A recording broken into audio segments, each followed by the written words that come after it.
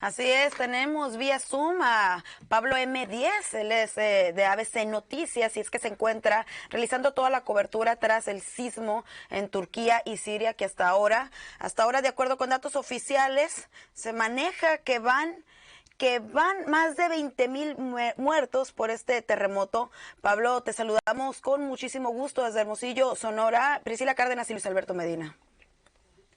Hola, buenas tardes desde Turquía, Priscila y Alberto, ¿qué tal Qué gusto estáis? Yo estoy ahora saludarte. mismo, Ahora igualmente, yo por estoy ahora Zoom. mismo, Qué bueno. Qué sí, bueno que por Zoom para verte, ¿Qué hora es conocerte. por allá?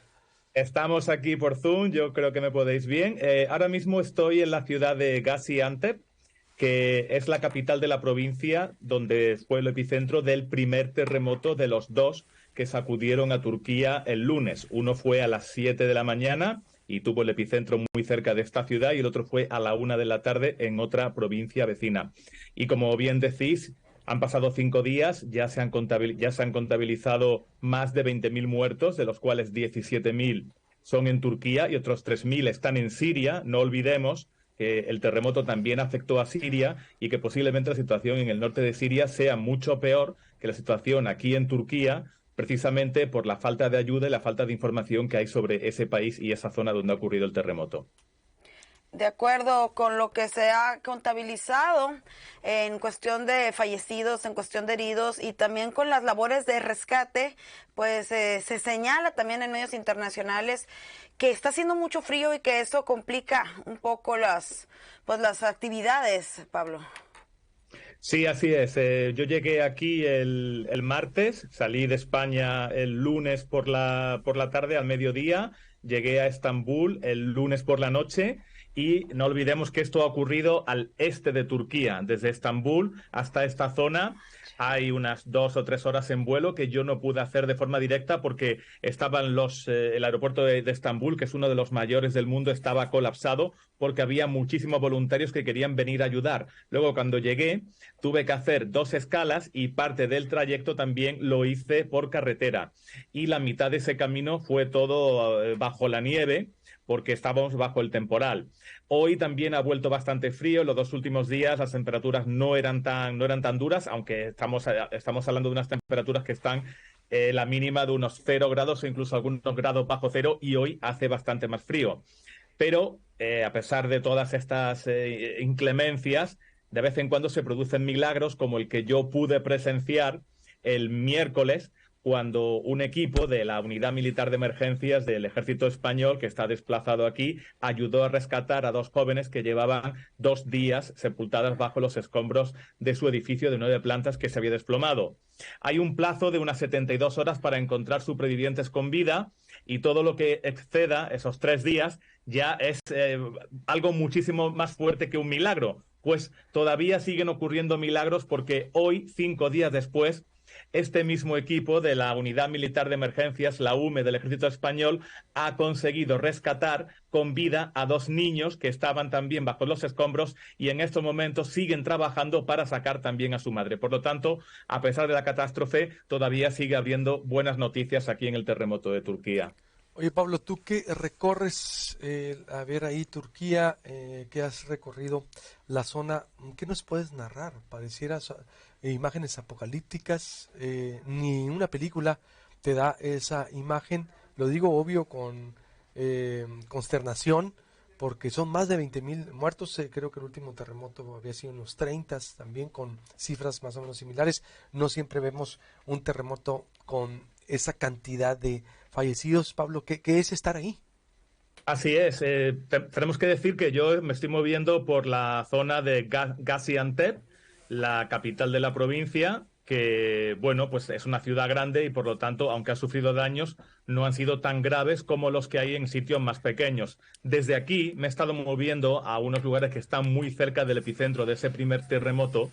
El primero se llama Isla Gille y ahí fue donde los efectivos de la UME rescataron a esas 2 jóvenes el miércoles y el otro donde estuve ayer se llama Nurdak, que están pues a unos 100 y a unos 100 kilómetros y unos 70 kilómetros de aquí de la capital de Gaziantep. Como bien has dicho, es un escenario apocalíptico lo que hemos encontrado porque estos pueblos o estas ciudades más pequeñas de unos 40.000 habitantes han quedado totalmente arrasadas y son muchísimos los edificios que se han venido abajo completamente. Solo en Nurdak se calcula que se han desplomado completamente unos 500 edificios. En toda la zona que ha afectado el terremoto de Turquía, que se calcula que está en torno a 110.000 kilómetros cuadrados, es una zona enorme, se han derrumbado por completo unos 6.500 edificios. Por lo tanto, pues por supuesto, es una de las mayores catástrofes que se ha sufrido en lo que llevamos de siglo, porque este balance de muertos de unos más de 20.000 de momento, que por supuesto seguirá aumentando porque hay muchos desaparecidos que están, por desgracia, sepultados bajo los escombros de los edificios, es equiparable al tsunami que azotó a la costa nororiental de Japón en 2011 y provocó el accidente nuclear de Fukushima, donde también hubo unos 20.000 muertos, pero no fueron provocados por el terremoto, que fue más fuerte que este, pero Japón está mejor preparado que Turquía, sino por ese tsunami. Para mí, que llevo muchos años en Asia y me ha tocado cubrir ya pues más de media docena de catástrofes naturales, entre terremotos, ciclones, huracanes y tifones, pues la verdad es que después de bastantes años sin haber cubierto una catástrofe, es volver a encontrarnos con esta enorme fatalidad de personas que lo han perdido todo. Aquí los más afortunados son los que han perdido su casa porque significa que han sobrevivido.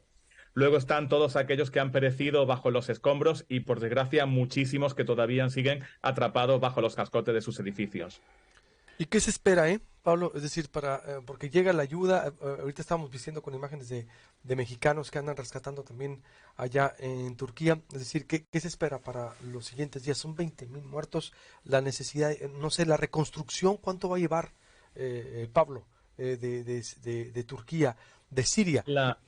Sí, la reconstrucción de Turquía dura varios años. Yo creo que ya se calculan algunos entre 3, 5 años o incluso más. Por supuesto, en Siria yo creo que muchísimo más, porque es que realmente Siria es el gran país olvidado en esta catástrofe. Toda la ayuda humanitaria se está volcando aquí en Turquía. También ha habido una avalancha de solidaridad dentro de este país, dentro de Turquía. Como os contaba, la noche que yo llegué era imposible encontrar un vuelo para llegar a las zonas afectadas por el terremoto, porque eran miles los voluntarios que estaban colapsando el aeropuerto de Estambul para venir aquí a ayudar.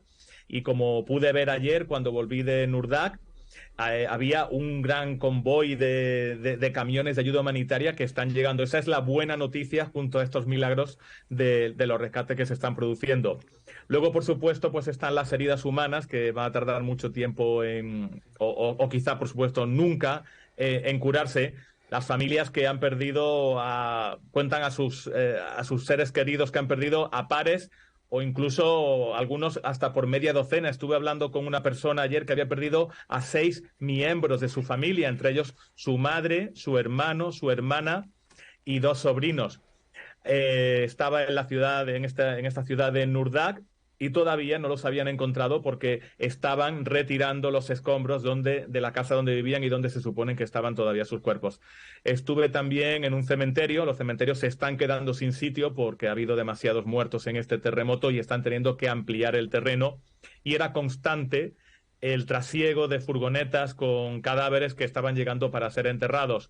Son tantos que ya ni siquiera hay ataúdes para poder darle sepultura, y muchos de ellos pues son enterrados en bolsas de plástico, y estuve viendo cómo había familias enteras de las que descargaban hasta 5 y 6 bolsas de cadáveres para enterrar en estos cementerios que se están quedando sin sitio.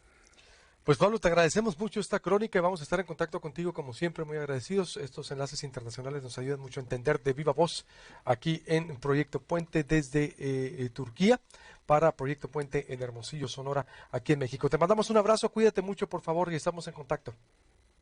Muchas gracias y hasta la próxima. Cuídense también ustedes. Igualmente Pablo Díez desde Turquía.